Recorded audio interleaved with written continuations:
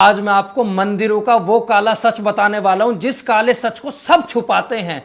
दोस्तों, इससे पहले कि इस वीडियो को कोई डिलीट करवा दे किसी भी वजह से, इस वीडियो को अभी के अभी शेयर कर देना। और आप मेरी बात ध्यान से सुन लेना, मत वीडियो को लाइक करना, मत शेयर करना। बस मैं हाथ जोड़ के बोल रहा हूं, मेरी बात 2 मिनट ध्यान से सुन लेना। अब से ठीक 3 दिन पहले मैं गुजरात गया, मध्य प्रदेश गया और वहां पर 12 ज्योतिर्लिंगों में से 4 ज्योतिर्लिंग मौजूद हैं।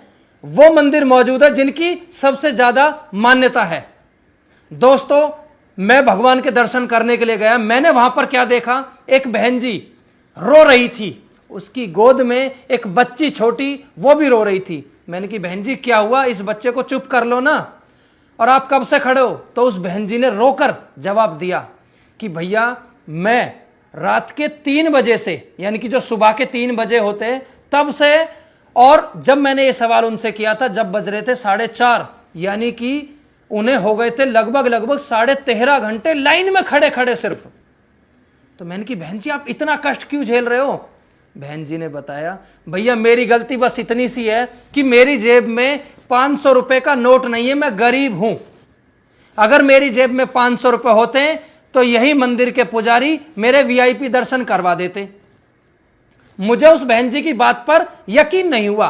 मैं गया पुजारी जी के पास, मैंने कि पुजारी जी भीड़ बहुत ज्यादा हो रही है, मुझे दर्शन करने भगवान के। पुजारी जी ने कहा 500 रुपए लगेंगे, वीआईपी पास मिलेगा आपको, और आपके 2 मिनट में हम वीआईपी लाइन से आपको लाएंगे और दर्शन करवा देंगे।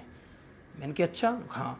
फिर मैंने कहा पंडित जी इससे ज्यादा और कुछ क्या हो सकता है? फिर पंडित जी ने बताया भाई थोड़ा सा खर्चा कर ले, फिर बच्चे 5,000 रुपए लगेंगे और हम आपके हाथों से जल चढ़वा देंगे भगवान को। मैंने कहा अच्छा। मैंने कहा पंडित जी और बताओ। फिर पंडित जी ने बोला कि 11,000 रुपए की पर्ची कटेगी, आपको भगवान के चरणों में चढ़े हुए प्रसाद, फूल और चुनरी भी मिल जाएगी।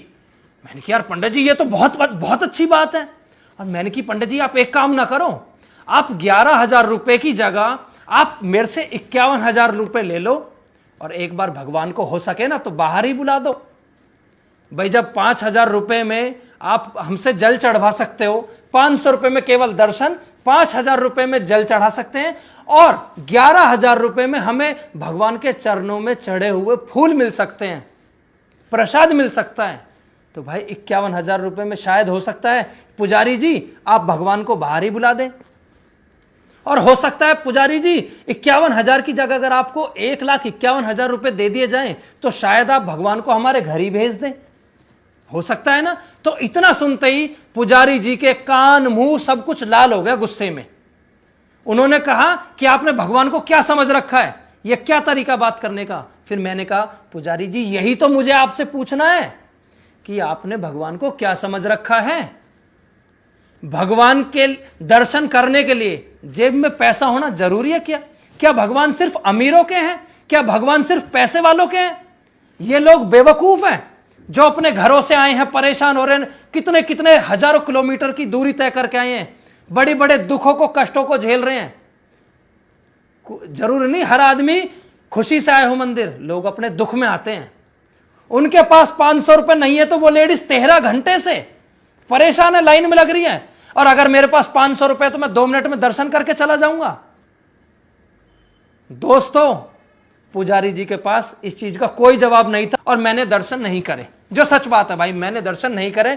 मैंने भगवान से हाथ जोड़े, मैंने कि मेरे मालिक अगर मेरे से कोई गलती होगी हो तो मुझे माफ कर देना। मगर भाई ऐसे पुजारियों की वजह से जो सच्चे श्रद्धालु हैं, जो सच में दिल से भगवान को बहुत मानते हैं, जो आस्था रखते हैं, उन सभी का विश्वास टूटता चला जाएगा। और ऐसे ही चलता रहा ना, इन पुजारियों की दुकान तो चल रही है बढ़िया, इनके तो पेट भर रहे हैं, मगर सच्चे भक्त आने कम हो जाएंगे। भगवान से विश्वास उठता चला जाएगा, टूटता चला जाएगा लोगों का। जो 13 घंटे लाइन में खड़े हैं उनके दर्शन 1 सेकंड के लिए भी नहीं होते, मैं आपको बता दूं, बड़ी दूर से होते हैं। और जो आप अगर 10-5 हजार रुपए खर्च कर दो तो आपके दर्शन बड़ी नजदीक से हो जाते हैं और बहुत ही आराम के साथ। और अगर आपकी जेब में पैसा नहीं है तो कोई दर्शन नहीं। ऐसा कैसे भाई, इतना भेदभाव क्यों? इसका जवाब आप लोग कमेंट में शेयर करो। आपकी क्या राय है? क्या इस मुद्दे पर चर्चा नहीं होनी चाहिए?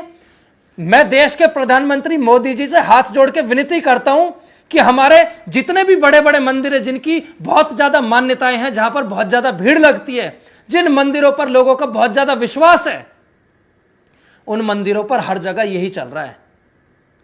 किस किस मंदिर का नाम लूं मैं?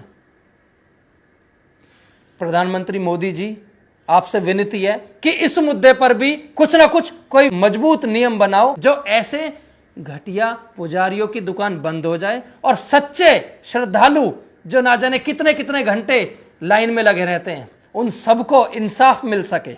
और अगर मेरी बात गलत लगी हो तो भी कमेंट करना, और सही लगी हो तो इस वीडियो को पूरे हिंदुस्तान में शेयर करना, जो इस मुद्दे पर चर्चा हो सके, इस चीज पर कोई मजबूत कानून, कोई कार्रवाई, कोई नियम सही आ सके। क्योंकि भगवान पर हक हम सब का है, भगवान हमारे हैं और भगवान के लिए हम सब बराबर है, ना कि सिर्फ पैसे वालों के। जय हिंद, जय भारत, जय श्री राम।